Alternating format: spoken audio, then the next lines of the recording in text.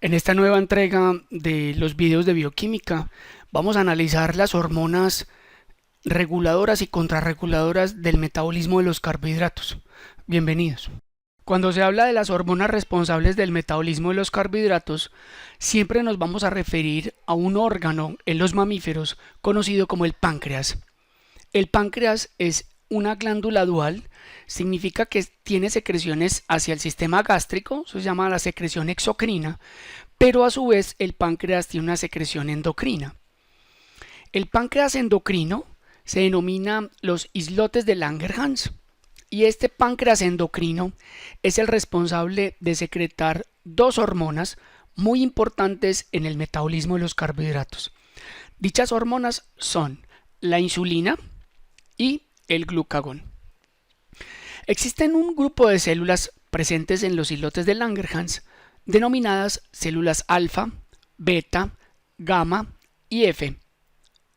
Estas células son productoras de diferentes hormonas, pero las dos que nos importan son las células alfa de los islotes de Langerhans, que son responsables de producir la hormona glucagón, y las células beta de los islotes de Langerhans, que son las responsables de la secreción de la insulina.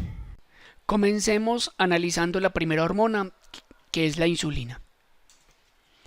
La insulina es sintetizada por las células beta de los islotes pancreáticos y es una hormona peptídica.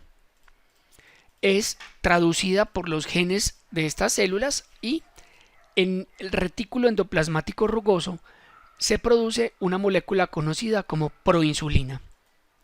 La proinsulina está constituida de tres péptidos conocidos como el péptido A, el péptido B y el péptido C. De allí pasa al aparato del Golgi, en el cual es madurado realmente este péptido, y de allí pasa a un proceso que se llama una escisión. ¿Qué quiere decir eso? Que se le corta el péptido C y se unen entre el péptido A y el péptido B por medio de enlaces disulfuro. Allí ya hablamos de la hormona insulina, que está constituida por los péptidos A y B y un cascarón o una especie de elemento que sobra, conocido como el péptido C. Esta hormona insulina se envuelve en un gránulo, conocido como gránulo secretor, y la célula beta los almacena hasta que le llegue una señal para ser liberados al torrente sanguíneo. Entonces voy a explicar cómo se libera la insulina y qué causas desencadenan la liberación de la insulina. Entonces, cuando un individuo, un animal, específicamente un mamífero, come alimentos en la dieta y específicamente carbohidratos, esos carbohidratos que pasan por el tracto gastrointestinal y llegan al intestino, son absorbidos en las microvellosidades del intestino y son absorbidos por unas células conocidas como células enterocíticas. Dichas células, gracias a una serie de transportadores tipo GLUT, captan esos carbohidratos de la dieta y los mandan a la sangre. De allí, esa gran cantidad de azúcares captados por la dieta son enviados por la circulación enterohepática hacia el hígado, y el hígado hace dos cosas. Uno, almacena el exceso de carbohidratos por medio de glucógeno, ahorita lo vamos a mirar, pero a su vez libera la mayor cantidad de azúcares al torrente sanguíneo gracias al sistema cardiovascular. De allí, esa gran cantidad de carbohidratos van a moverse por todo el cuerpo y llegarán a los islotes de Langerhans. Entonces, vemos cómo lo que se consume en la dieta aumenta los niveles de glucosa en la sangre porque se absorbe, y cuando llega esa cantidad de azúcares a las células beta de los islotes de Langerhans, generará un proceso consecutivo que terminará liberando la hormona insulina al torrente sanguíneo. Ubiquémonos entonces en la célula beta de los islotes pancreáticos. ¿Qué sucesos van a pasar para que se libere la insulina? Entonces, lo primero, los altos niveles de glucosa en la sangre desencadenan que la célula beta exprese la GLUT número 2, que es su transportador de membrana, y esa glucosa entra al citoplasma. El aumento de la glucosa citoplasmática incrementa la glucólisis, incrementa el ciclo de Krebs e incrementa la fosforilación oxidativa, lo que desencadena un aumento de ATP a nivel citoplasmático. Ese incremento de ATP va y bloquea a los canales de potasio dependientes de ATP, los cierra y eso desencadena que la célula abra automáticamente los canales de calcio por la despolarización. Entonces, la apertura de canales de calcio desencadena la entrada de calcio a nivel intracelular y el calcio, que es el ion responsable de la liberación de la fusión realmente de la vesícula con la membrana, desencadena la exocitosis de la insulina y esta insulina correrá a nivel sanguíneo. Entonces ahí es cuando se libera realmente esta hormona al todo el torrente sanguíneo. Allí esta hormona dura poco, realmente su tiempo de vida media es de 5 minutos y en este torrente se va a encontrar con las células que tienen los receptores para la insulina, que son las células del músculo estriado, o sea músculo esquelético y músculo cardíaco, y también el tejido adiposo. La insulina entonces se unirá a su receptor de membrana en dichas células y eso desencadenará que el receptor de membrana haga una cascada de transducción de señal que determinará como primera respuesta la expresión de GLUT4 en la membrana. La expresión de GLUT4 desencadena la entrada de glucosa de la sangre al citoplasma de los músculos esqueléticos, cardíacos y tejido adiposo. Y como estos son una gran cantidad de células en el cuerpo, esto reduce la cantidad de glucosa a nivel sanguíneo.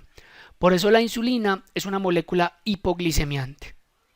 Veamos un poco este receptor de la insulina presente en las células musculares, adiposas y también existe una posibilidad en las células hepáticas. Entonces este receptor es un receptor tipo tirosinquinasa. Significa que cuando la insulina se une, este receptor hace una serie de reacciones.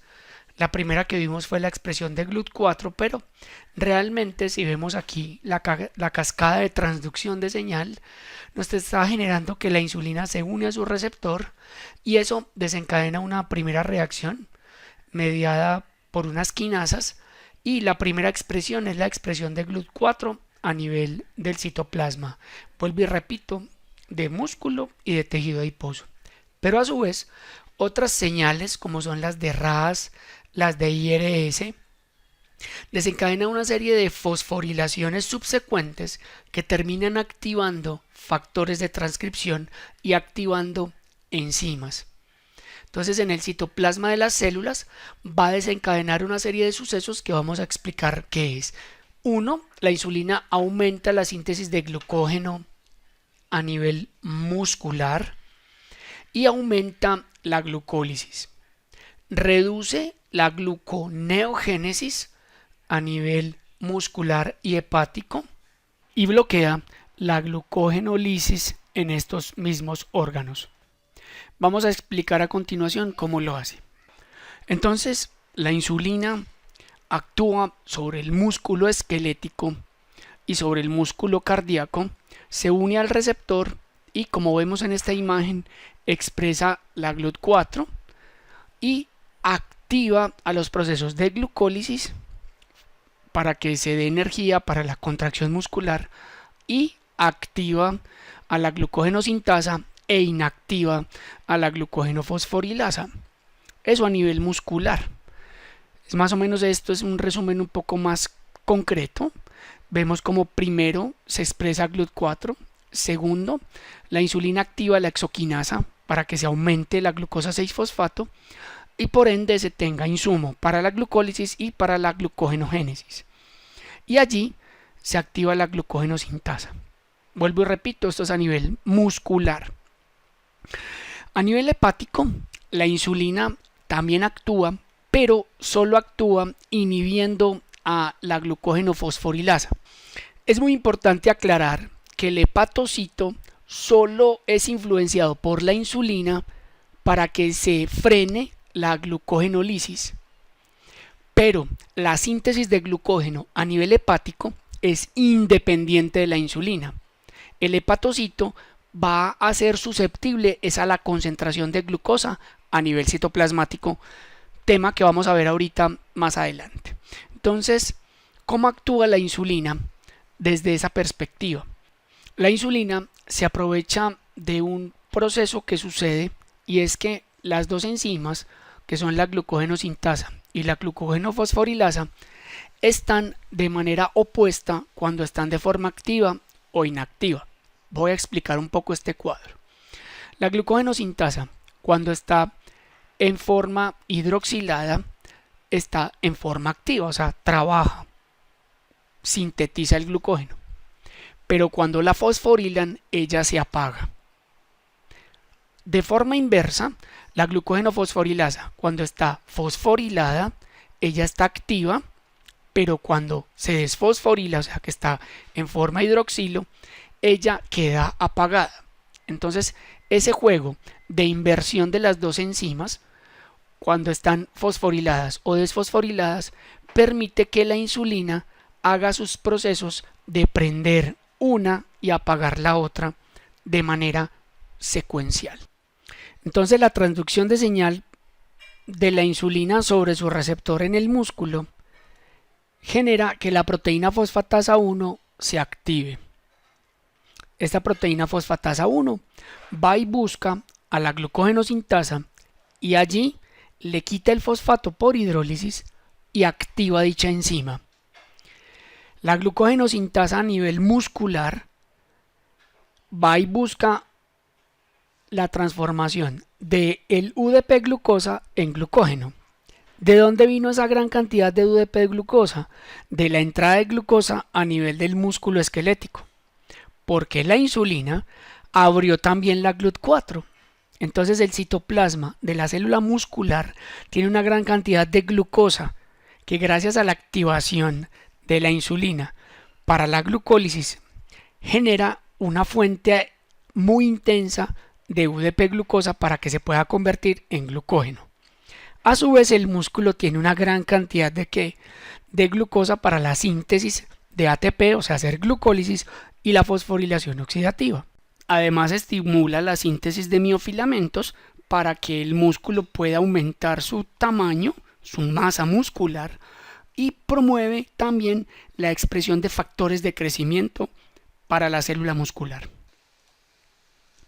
La insulina también inhibe a la degradación de glucógeno. ¿Cómo?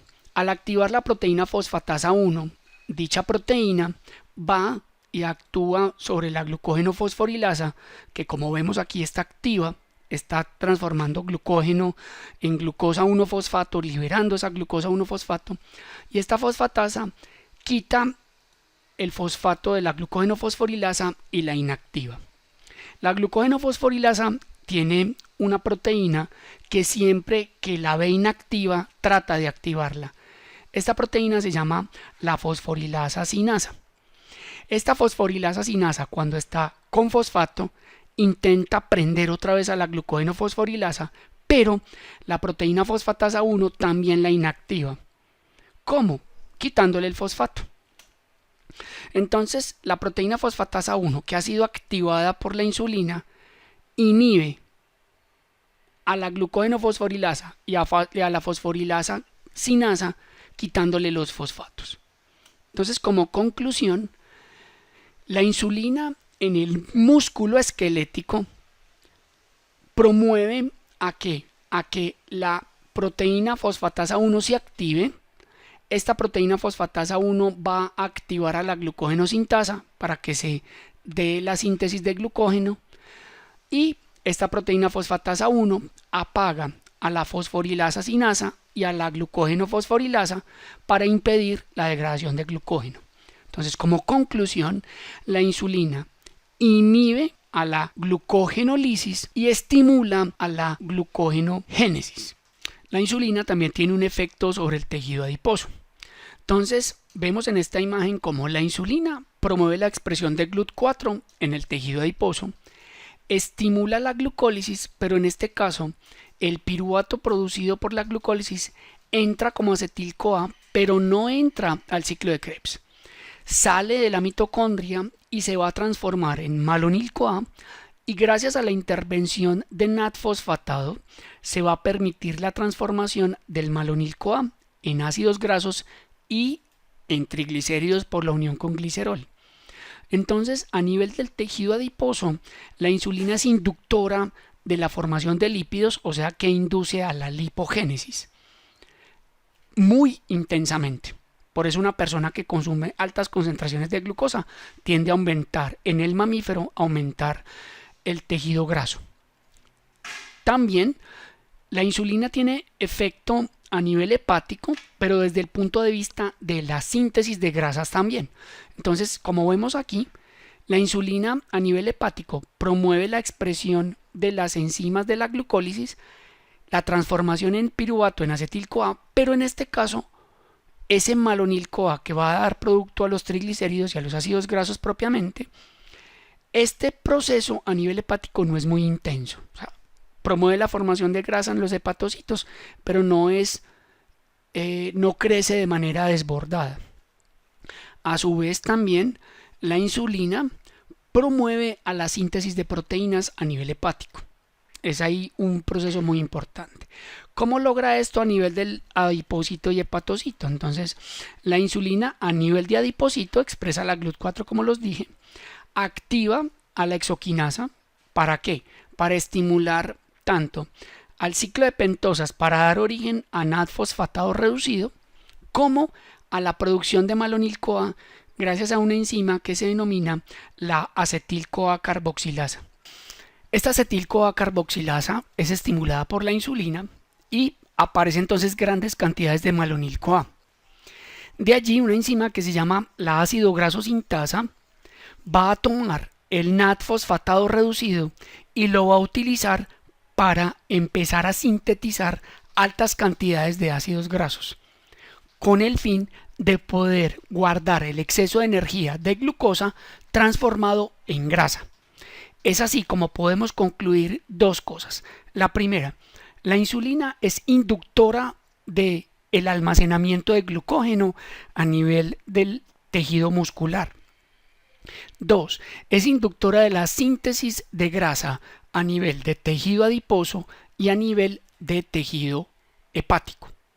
Y ya con esto vamos a comprender que la insulina es un modulador de los niveles de glucosa a nivel sanguíneo, que nos servirá para comprender en futuros videos los conceptos de diabetes. Con esto hemos terminado. Espero hayan comprendido los mecanismos de acción de esta hormona tan importante para los mamíferos para mantener la homeostasis de los carbohidratos. Nos vemos en próximos videos. Hasta pronto.